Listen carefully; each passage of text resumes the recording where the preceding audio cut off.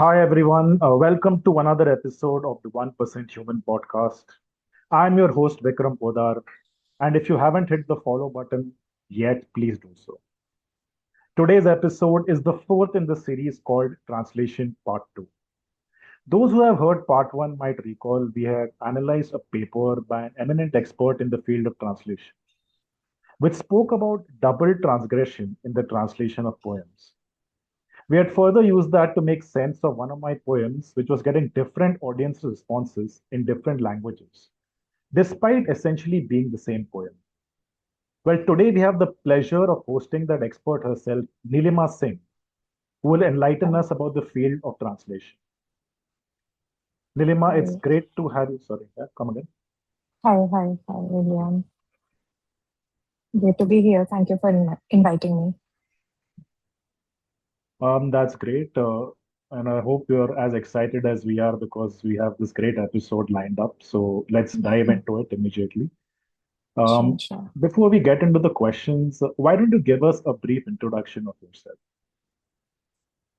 Uh, okay.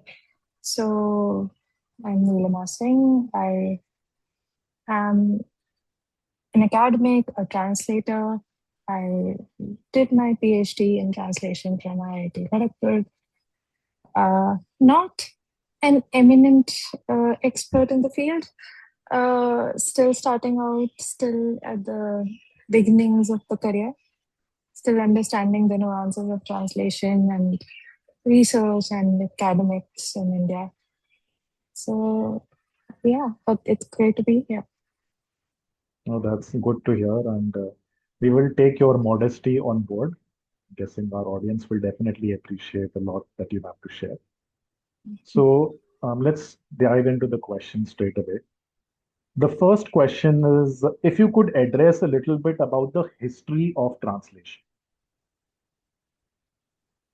Um, so, translation, there's no written history as such, but this is the point where translation started.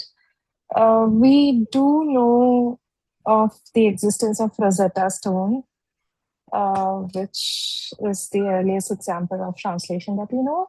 But we can safely assume that translation existed even before that, and it must have existed as long as communication has existed, and as long as humans belonging to different regions, belonging to different languages, have interacted with each other. So the need for translation is as old as the need for communication, I would say. And what would you define translation as? Like, what is the textbook or whatever definition of translation? In fact, there are so many definitions of translation that um, it's difficult to say that this is the definitive definition of translation. Uh, Translation, but in general terms, is the carrying over of uh, words meaning from one language into another. Uh, in India, we have Anuvad and Rupantar. We talk about Anuvad and Rupantar, which again have different connotations. Rupantar is there is a certain change coming in. Anuvad again is refers to transformation. So in India, we believe translation is essentially a transformation. Um, Again, this is not a definitive belief. This is a school that exists. So there are as many languages. There are different practices of translation, and according to their you know uh, practices, according to their traditions of translation, the definitions of translation also vary. So yeah, Okay. but for your audience to understand, the basics, it is essentially carrying over of words and meaning from one language to another. Okay, I think that sums it up pretty well. So it gives us some context also because when we hear the term translation, there is often this element of is the context being maintained whenever somebody is concerned about that, which brings me to my next question. Okay. What are some of the common myths around and about translation? Yeah. Uh, the first one that you refer to is the very common myth is that translation is often the literal, changing words from one language into another, the literal changing of words, which it is not. A good translation is always context sensitive. So there's always the thought of not just what word is spoken, but how it is spoken, why it is spoken, and where it is spoken. That context is also very important while any translation is being done, not just literary translations. Uh, Second common myth is that translation is somehow secondary to writing or creative writing or writing in general. I think this is one hindrance that people have in mind, and they do not want to read translated texts, thinking that this would be an inferior text to the original. But this idea of the original in itself is problematic. And around that, also the fact that translation is not secondary, it's a creative process, um, it is a craft, it is a skill, and it takes as much effort for a translator. A good translation is always deliberate, thought out, and deeply contemplated on before it comes to the reader. So just translated texts, they're not secondary, they're not inferior anyhow. They, and they are a good gateway into any new literature or culture or whatever you're reading. Uh, Another popular myth or another popular belief is that the translator should be invisible in our text. So the the translator's voice should not come out in a text. So this is also, in fact, uh, part of the publishing industry's belief. Uh, Initially, it was believed that if the audience doesn't realize that this is a translation, they're more likely to read it. If the target reader does not realize, does not see the translator's name on the book, they're more likely to read it. Um, which is not the case, I think, and the whole translation community thinks it now, that knowing the translator benefits the reader. Having the translator's voice in the text benefits the readers. Hence, we bat for translators' notes being present with the along with the preface and the acknowledgements and the indices, along with all the paratexts. The translator's note should also be present in the translation so that the reader knows why and how this translation has been done. Yeah, so these are some of the common myths. I think I can especially relate to the last one because I used to be a choir boy in the school's, dramatics. And I Mm. remember in the first year when I took part, the choir was away in the darkness and while we were singing. And at the end, the school principal, while she was thanking everyone, and then she went on to say that the people who did the best and who were completely invisible were the choir. And next time it was ensured that the choir is kept in a more visible sort of part so that the audience is at least aware, especially because the play was a musical. So, Right. that the people who have contributed have a sort of visible voice. And I think that's Right. the same for translators also in that sense, Yeah. right? You are contributing not something to Yeah. be hidden, but more about something that reveals the shades. I would consider it to be more like a prism or something like that. Yeah. It's Um, an interesting analogy. yeah, The choir is a voice at the just it's not exactly visible. It's just behind the curtains, but it sort of um, contributes to the atmosphere, and a translator's voice also contributes to the atmosphere, to the tone, to the to the whole feel of the text that you get. So interesting analogy. Yeah.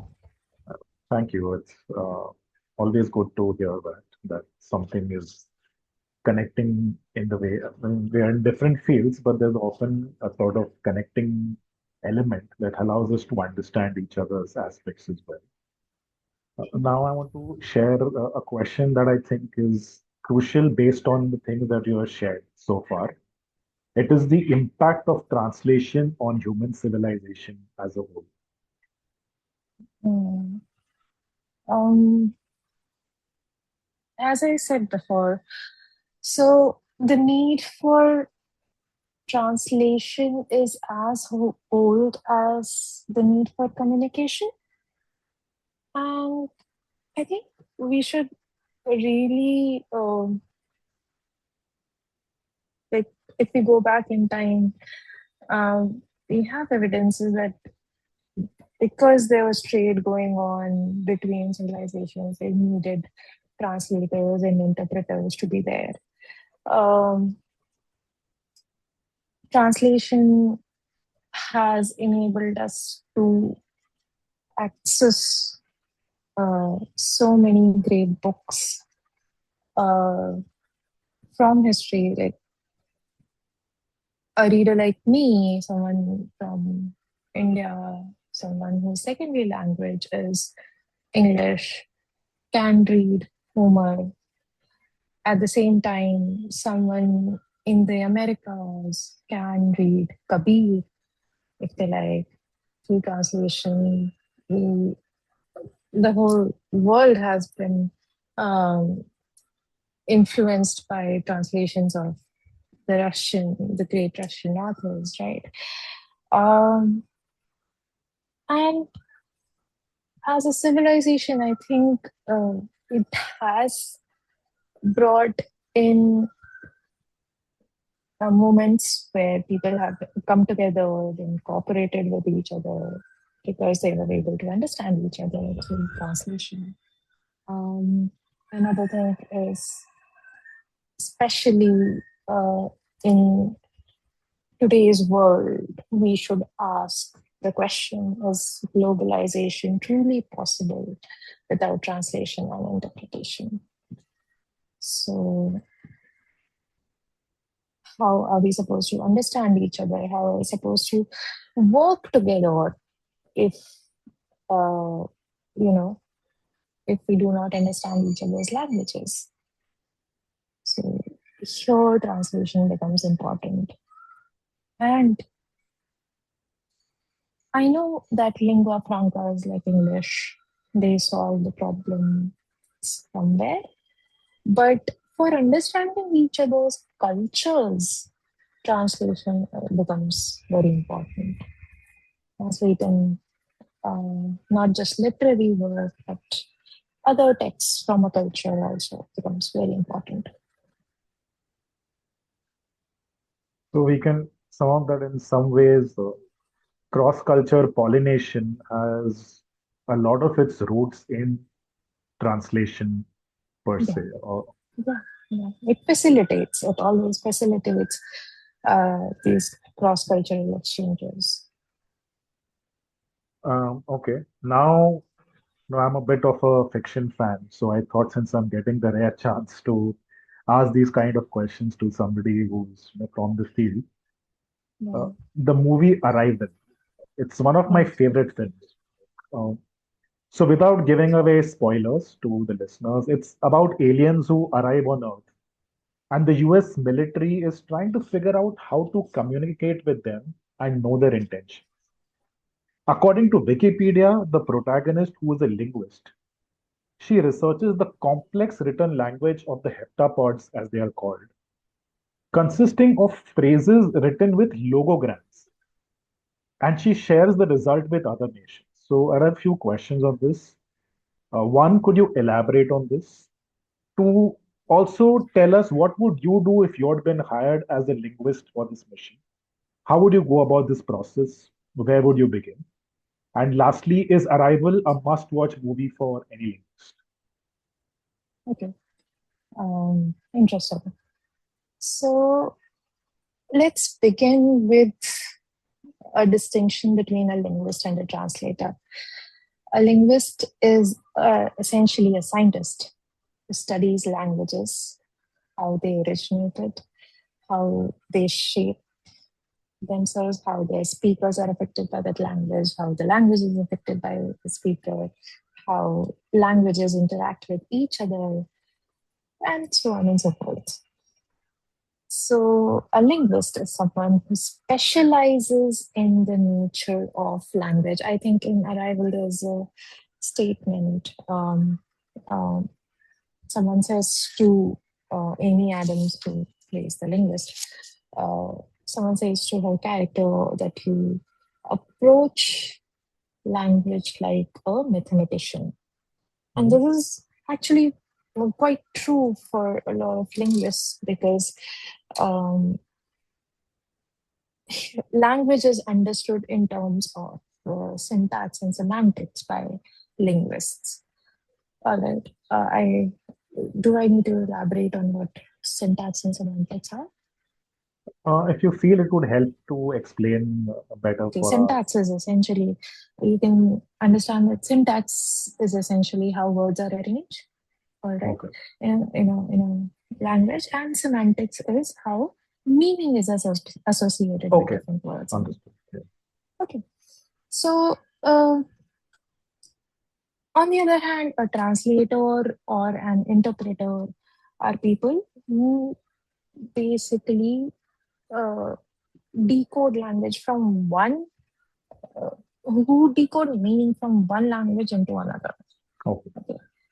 So while a translator needs to be aware of syntax and semantics, they are not obligated to, uh, you know, truly understand. They are not as you know big experts. It would help if they are, but they're not as big experts as linguists on how languages work or originate or how they uh, affect civilizations, etc. Or maybe that's not the keyword.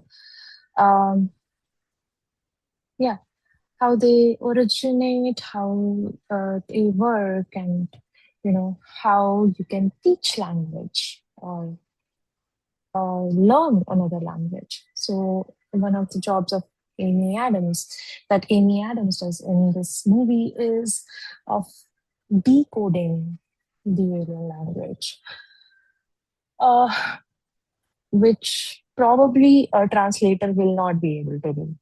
Okay. Not someone who's not trained in linguistics will not be able to do. We need someone who's trained in linguistics who understands what logographs are and how they operate, that will be able to do this work. Uh, an interesting point in the movie is that it works around what is called the Sapir-Whorf theory in language and linguistics, language studies, which is kind of like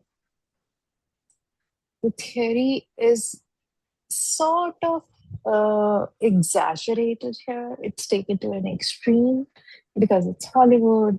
They're Mhm. obviously free to fictionalize things. So,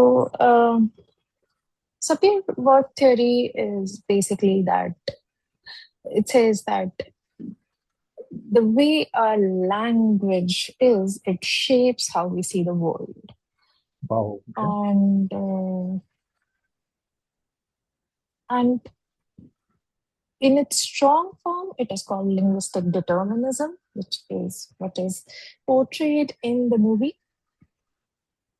Although linguists don't really vouch for the long form, for the strong form of determinism.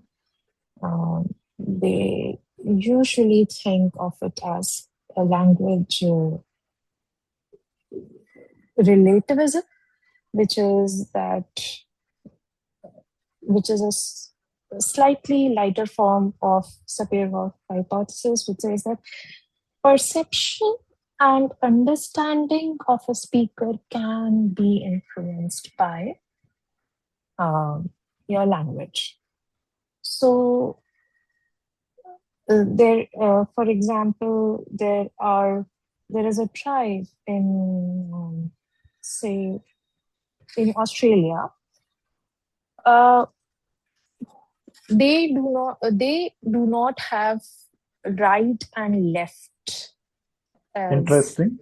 uh, in their language. So they always think in cardinal directions. Right and left do not exist when talking about directions. Eskimos famously have several words for snow, right? So they are a, they are easily able to identify difference between one type of snow and another. Whereas to someone who's a non-speaker of their language, probably all kinds of snow would appear the same. Mm. So yes, there is this fact that uh, when certain concepts are present or absent in your language, um, your perception of them would be affected. But at the same time, say feelings. I think there's this very famous word these days on social media, Schadenfreude, right? Yes, yes. Everyone refers to it. Now, the word is German, but the feeling everyone had felt. This is why when the internet discovered it, it went viral. So, relativism, we should be aware that the Sapir-Whorf theory in its diluted form is somewhat true, holds true somewhat, but in the form that is shown in Arrival, it's a little bit of a stretch. um, okay, and then you asked me if it's a must watch for a linguist. I think it's as much of a must watch for a linguist as Shakespeare in Love is for literature students. You Okay. will enjoy the references, you will enjoy how they portray fieldwork. Has been portrayed very well in this, how linguists work in the field. That has been portrayed really well in this in this film. But I don't think it will affect their work as such. They'll enjoy the references for sure. So it I, will be an enjoyable watch. Yes. I think more than people in the field, for people who are not from the field, it's kind of an interesting view into a field that they're not aware of. The Yes. aliens Yes. concept just making it a little bit more interesting as opposed to being a technical lecture. Yeah. So, Yeah. yeah, Definitely. And I think even the idea that language affects how you think or how you see the world is an interesting idea, and even though how it is portrayed might not be scientifically accurate, it is still very engaging. And for an audience which was not aware of the concept before, it's a great way to introduce it to them. It is. I wish I could share a little bit more to provide some context to our discussion, but that would give out spoilers about the movie. Spoilers. This is Yeah, as you why know I very am well. I Okay. am not going deeper Yes, into the. I know. And I've given you a very tough task. I understand that you had to also keep that in mind. So the next one hopefully is a little bit easier in that regard. Now, this is a series, as you can clearly tell from the questions, I'm a real geek in terms of science fiction. This one is a series called Ender's Game. Right. So, Ender's Game is a series where Earth is at war. Here, there is no confusion at all. Earth is at war, okay, with an alien species called the Formix.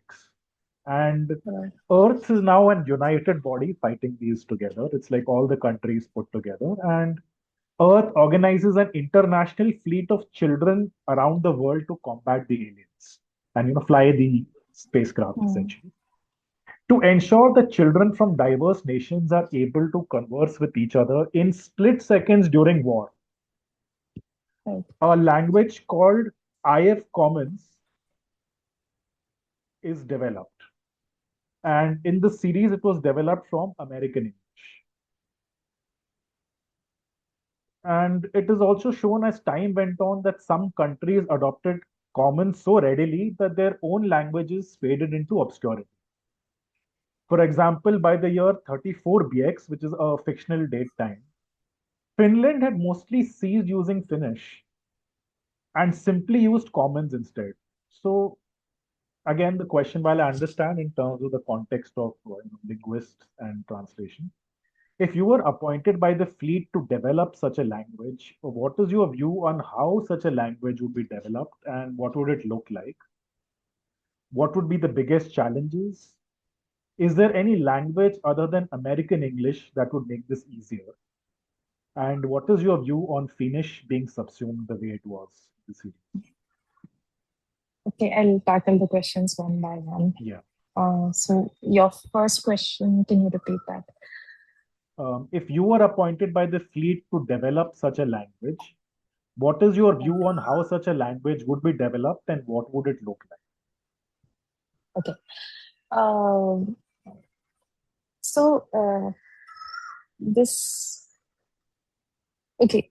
First, going back to Arrival, because there's one very interesting thing that I would like your listeners to note in Arrival if they watch it after this show or if they decide to rewatch it.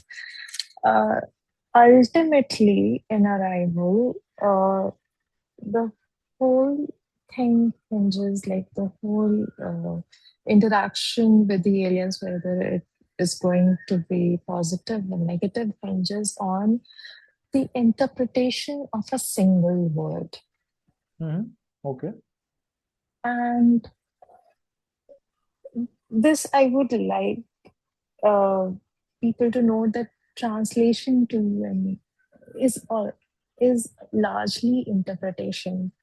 So mm, there's a lot of context involved, and Okay. while even you're dealing with languages, uh, a single language can have so many words that they use for a single object or maybe multiple, but that could be like have different connotations. A single word also can have different connotations, or words that have similar meaning but are used in different situations, right?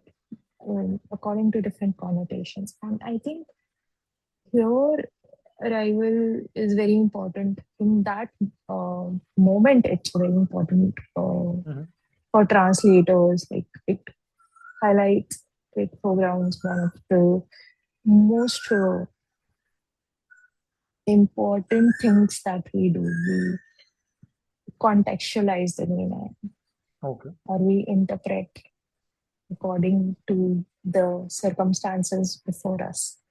okay, what could this word mean? Mhm. And that is what Amy Adams is also required to do in the end. Um, okay, coming to Ender's Game, you asked whether uh, this language, this common language that is uh, developed,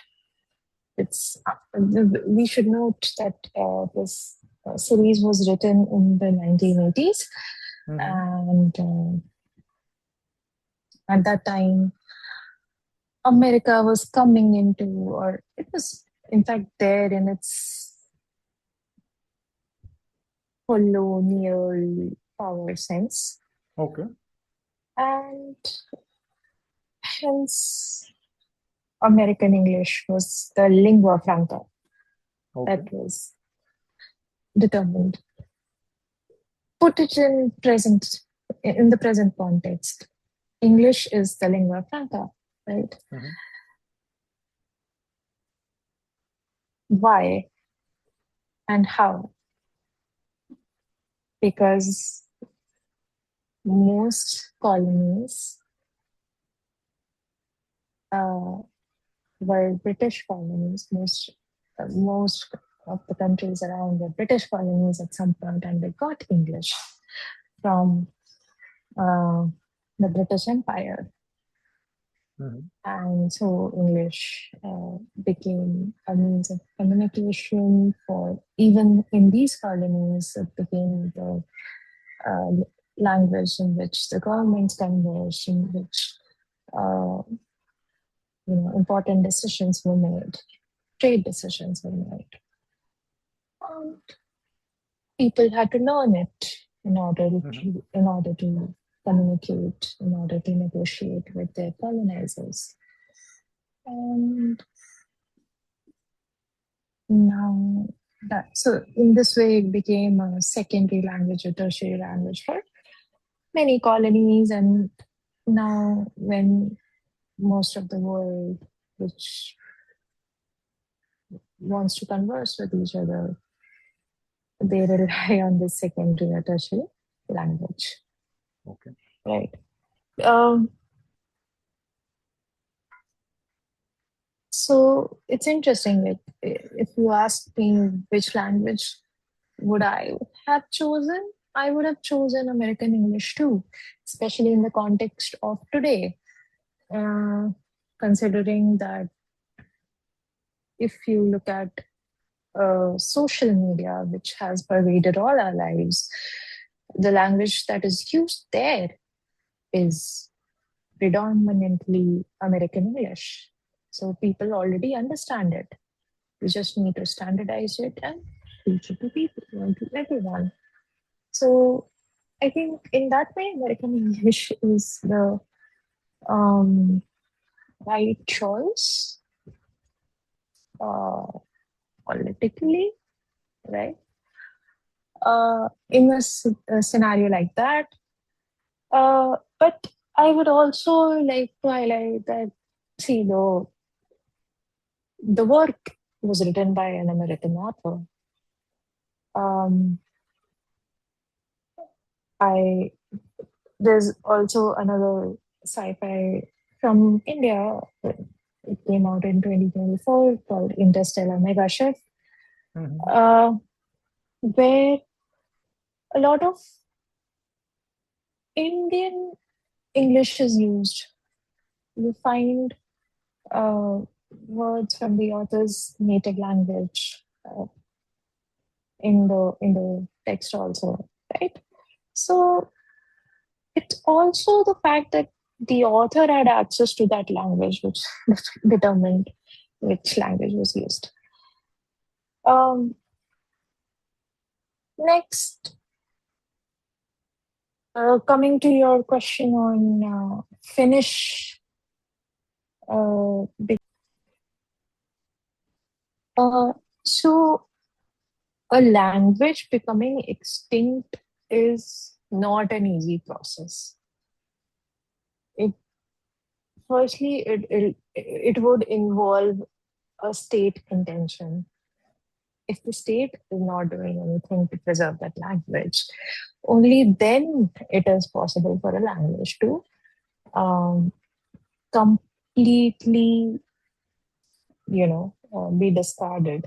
So I'm not sure if in Ender's Game it is that the common people start uh, speaking in this lingua franca, or is it that even the government adopts it? Uh, is it that the government adopts it? That's something that I would have to check out. I'm not entirely sure. Okay. It's been a Okay. while since I've read Ender's Game. I've seen the movie, and general reviews have been as you know, in most cases, the movie usually turns out pretty badly compared to the Yeah, book of series. Yeah. course. Yeah. But I do remember that the primary thing about the whole movie was that it starts out as being in the space fleet. The biggest concern is what to do with these heroes after they come back. Like how many now there's a competition among nations now that these are hardcore fighters. They are now a Mm, threat to each individual country once they come back. So sure. the entire series is also the second part of the series which runs in parallel is entirely about these people coming back to their individual countries and then going to war. So it would be interesting to know whether language plays a role in terms of how they identify them. Can they even come back to, like when you're talking about the Finnish question now, somebody who's now completely been speaking IF Commons as a fleet, as a Mm, fighter pilot, he has two levels of disconnect. Now, one, can he come back to civilian life because he was what do you call it, interstellar space fighter? Can he come back and be a civilian on Earth again? And he was a child. Now suddenly he's a child who suddenly have to come back and live a normal life. And second is, can he come back to even speaking Finnish? Given that in the most critical parts of military, attacks and everything, he was speaking IF Commons. Can he even come back to his old language? And that is that why maybe Finnish kind of give up that these people will not maybe come back to their old language. It's my speculation. I am not entirely sure what it uh, I think it's a setup.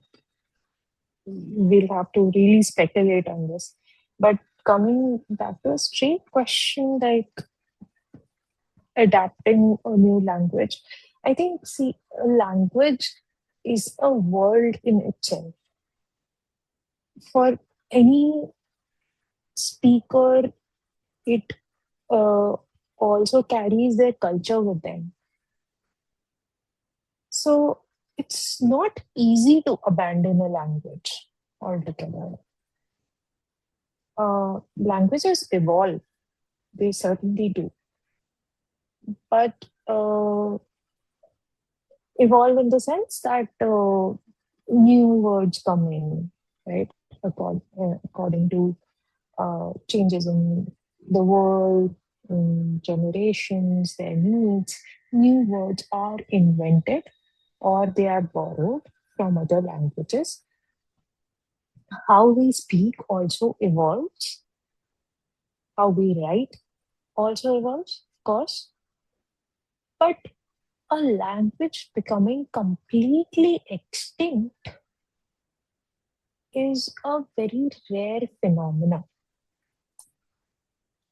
Uh, See, the speakers of Latin, they decreased, or the speakers of Sanskrit even, they decreased after a point because these languages were controlled in the sense that everyone had access to them. Not everyone could read them, not everyone could speak them.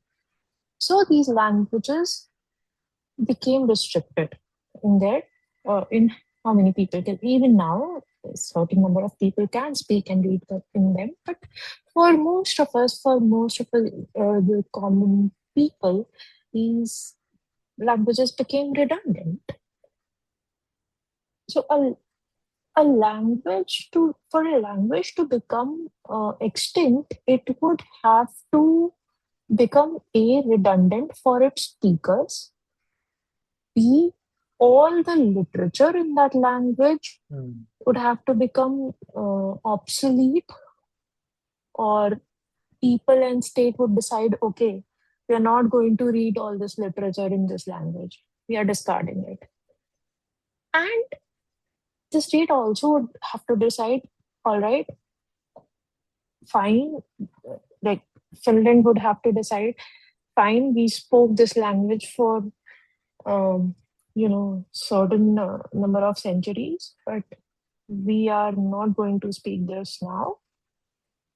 It is not enough for our culture, so we are moving on to another language. But uh, are they going to celebrate and like call their festivals and their rituals in that language? Are they going to offer their prayers in that language? Are they going to um, sing their folk songs in that language, in that new adopted language? We need to ask those questions. So it's not an easy um, process for a language to become extinct So essentially, in the there's real world. yeah, I'm kind of just like this kind of blown my mind when you the whole ecosystem of questions and considerations, and they are politically loaded, economically, socially, anthropologically. There's so many aspects to it that to just say that okay, they shifted from IF Commons to Finnish was not just because of that space situation changing. There were so many other aspects that would also need to be considered. And Yeah. coming to literature, since you mentioned, and this is a book that I think a lot of men and women felt like it has shaped them. So I call this the next question, Lost in Translation. And I will not give out the name of the book first. First, I will read out the first line, which goes something like, Mother died today, or maybe yesterday. I don't know. This is for our audience, the famous opening line of Albert Camus' 1942 novel, The Stranger. It establishes the protagonist Missolt's emotional detachment, indifference, and focus on the immediate presence. Without giving away spoilers, this established detachment eventually ends up affecting his very fate. However, what is important is that in the original French, the word used instead of mother is mama, or memo, rather way I think the way it's pronounced, memo. Mom, which is more like mom or mama, rather than the formal meha, which is for mother or denotes intimacy. So we had actually the original French had a much more informal and emotional word, while the English translation had a formal word. So it says that it no longer implies the narrator's apparent lack of grief as much as the original readers would have considered it in English. So, given that there is a whole philosophical school of existentialism that has often derived itself from this opening line and its complete detachment, what are the implications of how changed translation of just one word has such a profound effect? Okay, I hope that this is not the only word that people read when they read existentialism. I hope Mhm, they derive their inspirations more from the myth of Sisyphus mhm, rather than from uh, the stranger, um, or from even better from Nietzsche, if they can go back to Nietzsche. Um, but yeah, I see your point that Marceau's complete perception changes because of this one opening sentence. We consider him a detached man. Interestingly, actually, I also read the first time I read this work. I read this very translation. I read Stuart Gilbert, the translation that you refer to, the Mother Died Yesterday one. That's Stuart Gilbert's 1948 translation, 1948, if I'm not wrong. Uh, and it's not even called The Stranger, it's called The Outsider. yes. So consider the differences in the title. The more famous one now is Matthew Ward's 1988 translation called The Stranger, where he retains the word mama. Okay. So he begins, Mama died yesterday, or maybe today. I I think he says, I don't know, or Yes. I don't, something like that. Yes. That is. Um, so consider the difference between the titles of these two novels now. One is called The Outsider, one is called uh, The Stranger. The outsider is someone who doesn't belong. The stranger is someone whom you don't know. Okay. Even here, there is a difference in perception. Uh, but coming to uh, why Stuart Gilbert did this, most people, most critics agree that this was a stylistic choice by Gilbert in the very first translation of uh, Albert Camus, because he was again just a second. No. Yeah. He was introducing the British or readers to Albert Camus Mhm. and his style of writing. And his style has been often described as sober and uncomplicated and a little non expressive, if you would say. So probably it was a stylistic choice made by Gilbert. And of course, it made a difference in how we perceive um, Merceau. And from that, slight sentiment that comes out in the French to the complete coldness of the English, Merceau's character definitely changes. Uh, but here again, I would, rather than lost in translation, I would say this is an opportunity to highlight how we need translators' notes as paratext to any translation, so that their decisions, why they made those decisions, are highlighted, and what implications they have on the text is also clear to the reader. It's just about transparency. We don't know exactly why Gilbert made that choice. You can guess that it was a stylistic choice. Uh, Matthew Ward's translation, of course, tries to you tries to fill that gap that was created by the translation. Yeah. I mean, it stayed with me because this was a period of my life where I felt I need to upgrade a little bit from at least John Grisham and Jeffrey Archer. So I've been trying to, So collect you some jump more. to Camus straight away. Too bit of a giant leap there, whereas, but that statement stayed with me, that opening line. And then I came across this much later in an article in the New Yorker.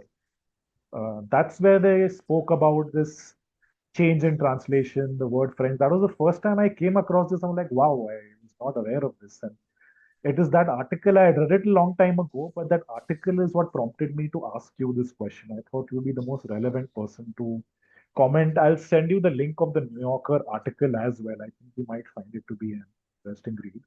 That's where Yeah, the sure, question sort of coming from. Next sure. question is, and as you know that today, no discussion in any field, even though it might sound contrived at times, but it cannot be, complete unless we discuss those two letters that are scaring everyone today, AI. So the future of translation in an AI world. Hmm. Um, there is a lot of human versus AI sentiment that is happening. But for all of us plebeians who are not part of the AI world, it is here. There's no going back, right? If we want to stop it here on this stage, or maybe 10 steps after this, that's a decision that humanity can take. If they are willing to take it or not, that is up to them, up to everyone, or maybe a few people. We don't know. Mm, but in translation, I would say that, see, not just talking about literary translation, but other types of translation where medical texts are translated, where um, technical texts are translated, where textbooks are translated. Uh, Machine translation through with the help of AI uh, makes the process faster. So AI can help in translating large text very quickly, but it's not the end all. We need humans to, uh, QC that. We need humans to check for quality, because even now, translation AI misses context or nuance or uh, idioms, idiomatic language, irony, humor. All these things are difficult for AI to detect and translate accurately. In fact, uh, if we are talking about it, AI, we should ask if we are going for complete AI translations, will it translate the idiosyncrasies of a language? Will it, uh, carry over the idiosyncrasies of a language? For example, I have largely translated poetry, so um, from Hindi to English, in fact. And in Hindi, we have this tendency of repeating Mhm. words, chalte chalte or baat baat. Okay, so words appear in pairs often, um, and will the AI gloss over it?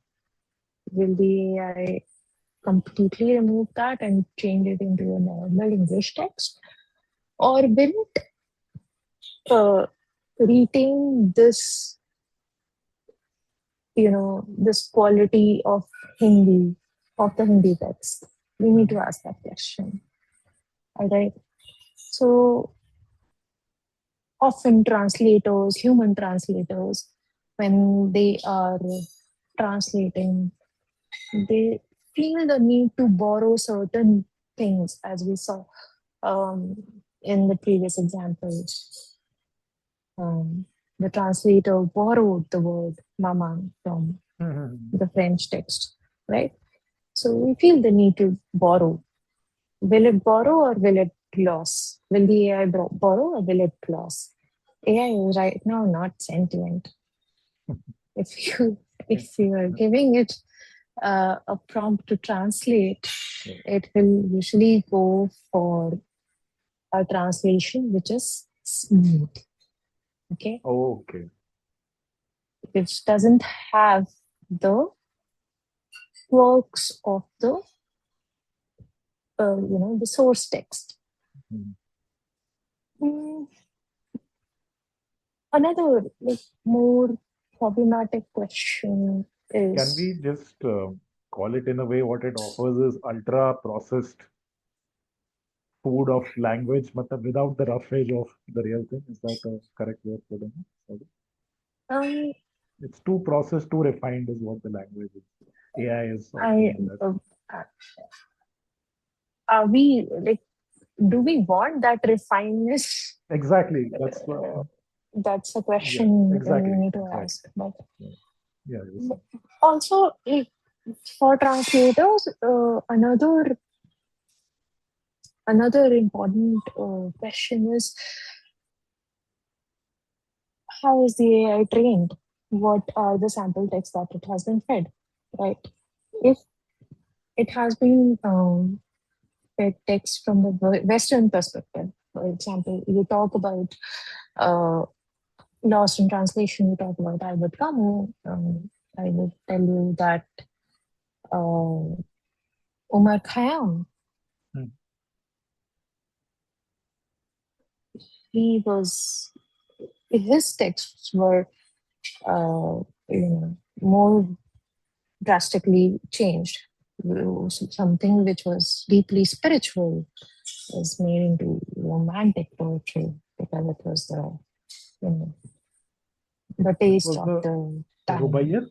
Rubaiyat, is that Rubaiyat, what? yeah, yeah, Rubaiyat. yeah.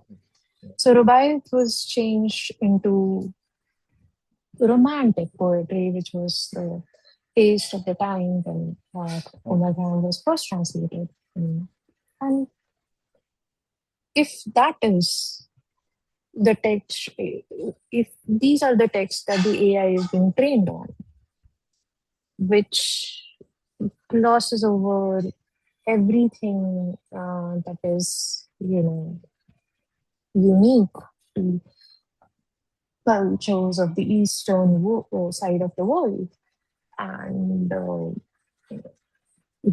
it caters to a reader which is essentially Western in their mindset or in their culture or in their perspective, then the translations are actually dangerous. The AI translations are actually dangerous, and human intervention is obviously needed. Um, I think, like, coming to what's actually happening on the ground, uh, there's a human in the loop model, which everyone agrees is the more agreeable model, where uh, the initial text is translated by the AI and then quality checked by the humans to look for any inconsistencies.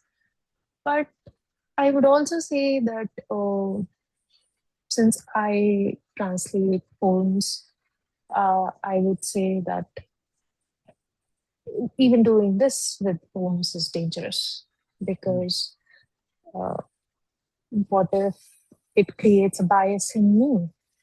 Okay. I could have come up with more unique expressions in my first draft or in my second draft or third draft. But if I read what the AI produces first, if what ChatGPT or Claude produces as their first draft, and what if that hinders me, that creates a bias in my mind, that hinders me from creating my own new expressions. So yeah, it's a complex situation right now. That's quite a lot to process, I think. Process. I think Yeah. there was a lot of No, information it's dumped there. yeah. No, no, but it's gives a lot and makes us think. It's a lot of because it cuts across field. I would consider the same across stand-up comedy, poetry, so many other fields also. There are. Um, so one of the questions I did have as we come towards wrapping up, we've covered so much ground, and you explained a lot of things. And I thought one question that we usually ask people, like, okay, what is your dream destination? What is the dream job? So I thought, why don't we ask Nilima, okay, if you had a dream translation assignment, like I would pay to get this assignment. I think there's no other explanation for dream than saying, I would pay to do this. Like which assignment would that be? uh, okay, I would like to uh, curate poems written on Banaras in Hindi Okay. by as many poems have been written in Banaras in Hindi, and I would like to translate them. Hmm. Uh, Banaras is like where I spent my youth, my college days. Okay.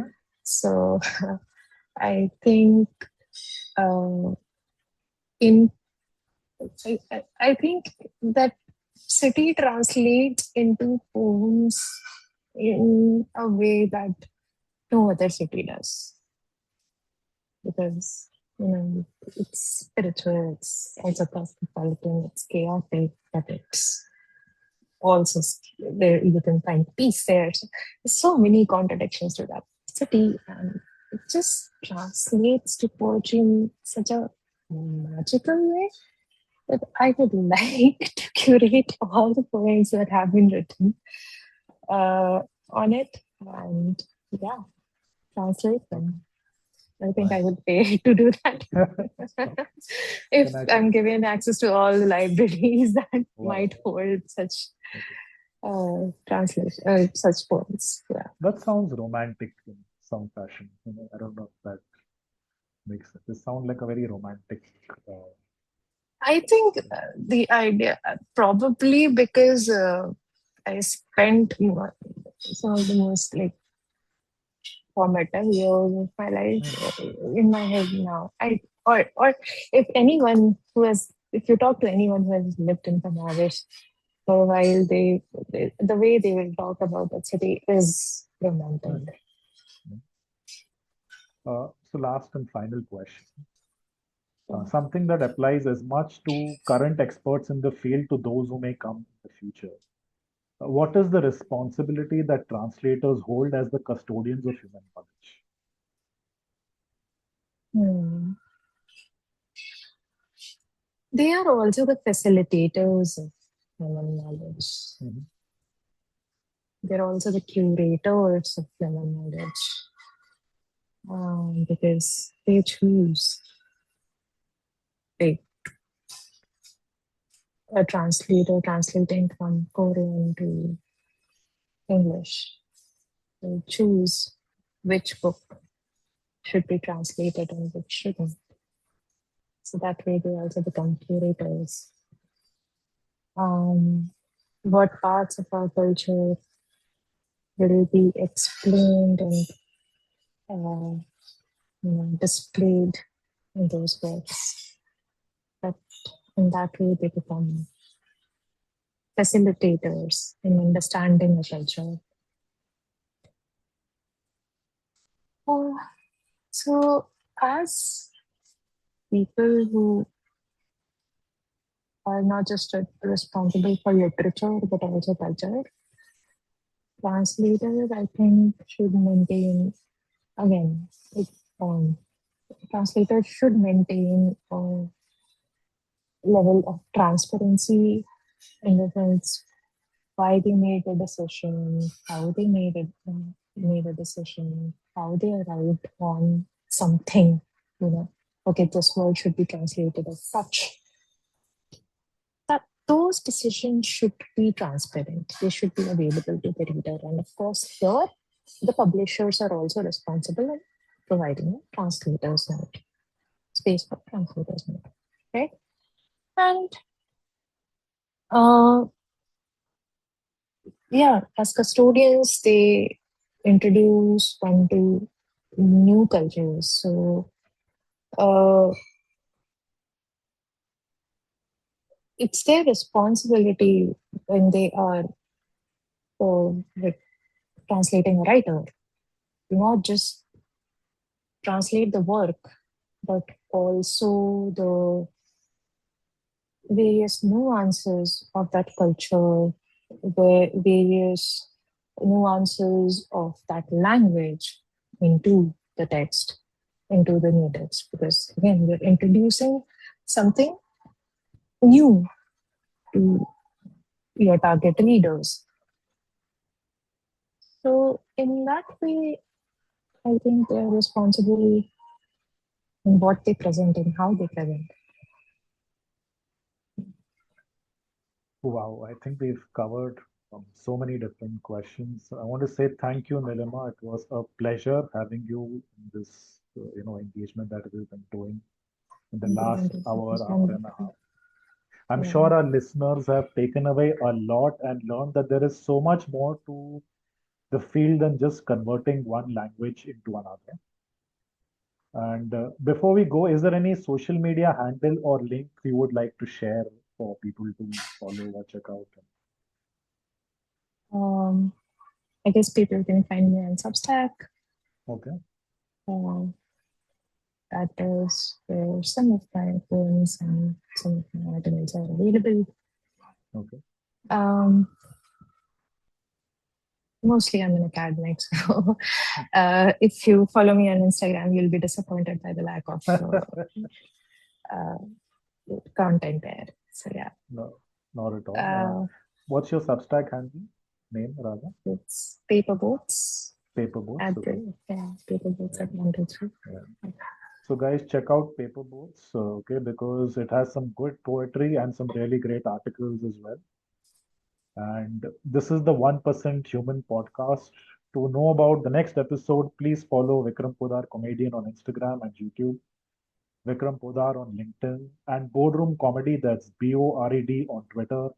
Once again, I want to thank you, Nilima, for being here, and it's been a great experience. I hope to see you again in some future episode, maybe translation part 3. Good night. Thank you, thank you, thank you for having me.